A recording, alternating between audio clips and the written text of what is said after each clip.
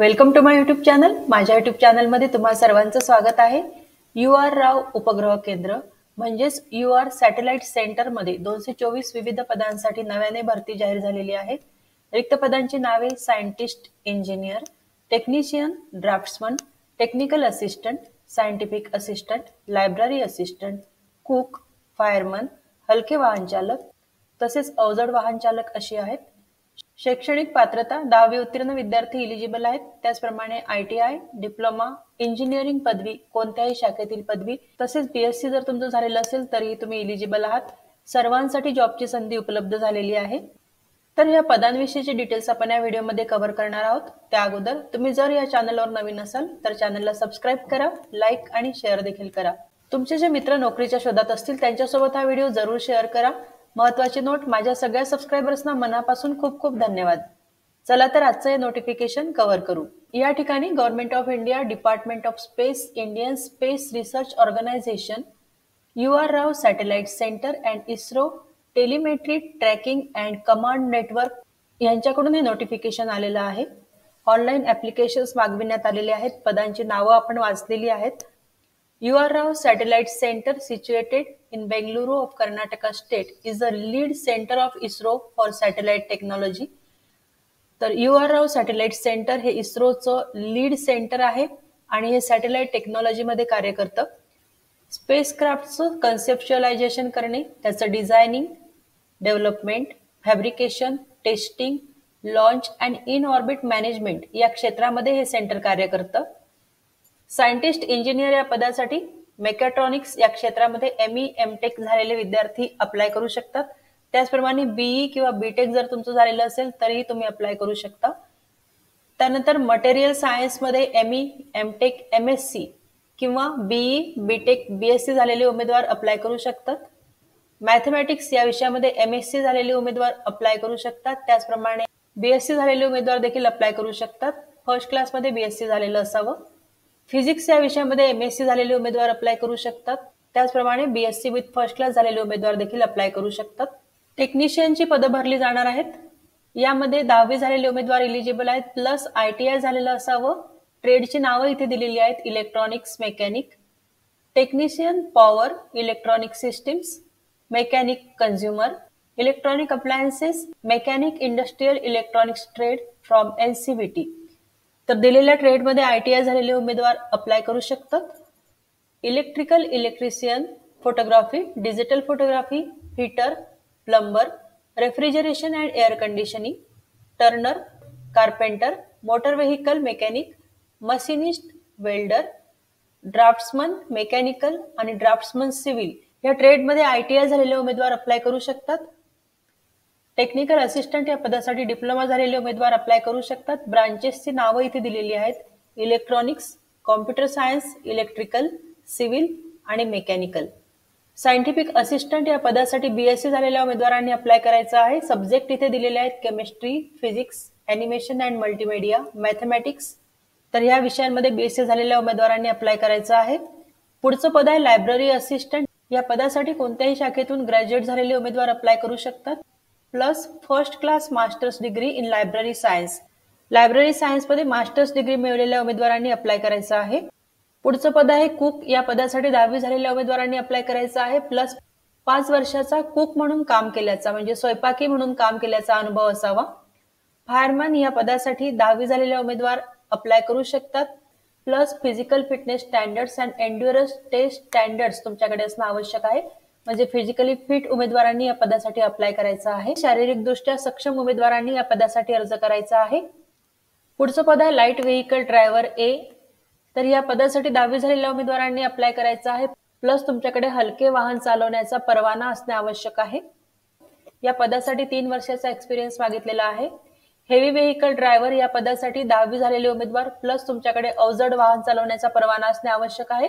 5 वर्षाचा एक्सपिरियन्स मागितलेला आहे. पे अँड अलाउन्सेस इथे दिलेले आहेत. सायंटिस्ट, इंजिनियर या पदासाठी वयोमर्यादा 18 ते 30 वर्षे दिलेली आहे. ग्रॉस पेमेंट मिळणार आहे 56,100 रुपये per month plus other allowances. त्यानंतर टेक्निकल असिस्टंट, सायंटिफिक असिस्टंट आणि लायब्ररी असिस्टंट या पदासाठी पेमेंट मिळणार आहे 44,900 रुपये. टेक्निशियन अँड ड्राफ्ट्समन या पदासाठी 21,700 रुपये, fireman, cook, light vehicle driver आणि हेवी व्हेकल ड्रायव्हर या पदांसाठी 19,900 रुपये पेमेंट मिळणार आहे, प्लस अदर अलाउन्सेस देखील मिळणार आहेत. या पदासाठी वयोमर्यादा 18 ते 35 वर्षे दिलेली आहे. How to apply? उमेदवारांनी वेबसाईटवरती जाऊन ऑनलाईन रजिस्ट्रेशन करायचं आहे.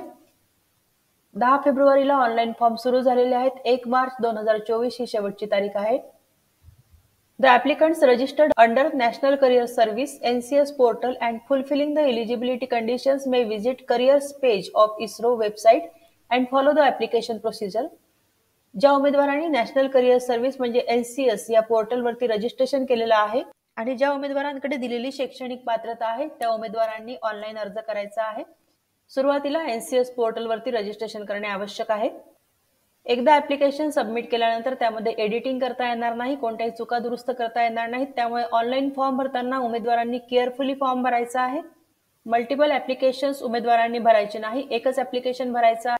जो उमेदवार फी भरतील त्यांचाच अर्ज विचारात घेतला जाईल. ऑनलाईन ऍप्लिकेशन भरताना उमेदवारांनी आपला ईमेल आयडी द्यायचा आहे, तो करेक्ट असावा आणि ईमेल आयडी कंपल्सरी मागितलेला आहे. याच ईमेल आयडी वरती तुम्हाला हॉल तिकीट, रिटर्न टेस्टचे कॉल लेटर्स, इंटरव्ह्यू आणि स्किल टेस्ट विषयी कळवले जाईल. नो ऑब्जेक्शन सर्टिफिकेट जर तुम्ही कुठल्याही सेंट्रल गव्हर्नमेंट किंवा स्टेट गव्हर्नमेंट किंवा पब्लिक सेक्टर किंवा ऑटोनॉमस बॉडीज या क्षेत्रामध्ये काम करत असाल तर तुम्ही आपल्या ऑफिसकडून नो ऑब्जेक्शन सर्टिफिकेट घेऊन यायचं आहे आणि स्किल टेस्टला जाताना हे सर्टिफिकेट सोबत घेऊन जायचं आहे. जे उमेदवार हे सर्टिफिकेट आणणार नाहीत त्यांचं कॅन्डिडेचर रद्द होईल, त्यामुळे याविषयीची काळजी घ्यायची आहे. अपलोडिंग द डॉक्युमेंट्स कसे अपलोड करायचे त्याविषयी इथे सूचना दिलेल्या आहेत. उमेदवारांकडे recent colour passport size photograph असणे आवश्यक आहे. Not older than 6 months. हा फोटोग्राफ 6 महिन्यापूर्वीचा नसावा. हा फोटोग्राफ JPG किंवा JPEG फॉर्मॅटमध्ये अपलोड करायचा आहे. त्यानंतर सिग्नेचर सुद्धा उमेदवारांनी JPG किंवा JPEG फॉर्मॅटमध्ये अपलोड करायची आहे.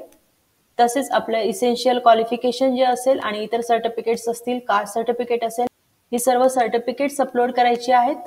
जे उमेदवार फक्त ऍप्लिकेशन फॉर्म भरतील आणि डॉक्युमेंट्स अपलोड करणार नाहीत त्यांचा अर्ज विचारात घेतला जाणार नाही.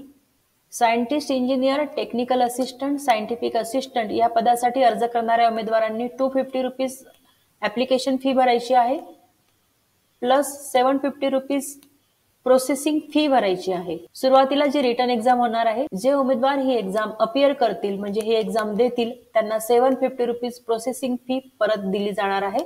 तसेच technician, draughtsman, cook, fireman, light vehicle driver, heavy vehicle driver या पदांसाठी अर्ज करणाऱ्या उमेदवारांनी 100 रुपये ऍप्लिकेशन फी भरायची आहे, प्लस 500 रुपये प्रोसेसिंग फी भरायची आहे.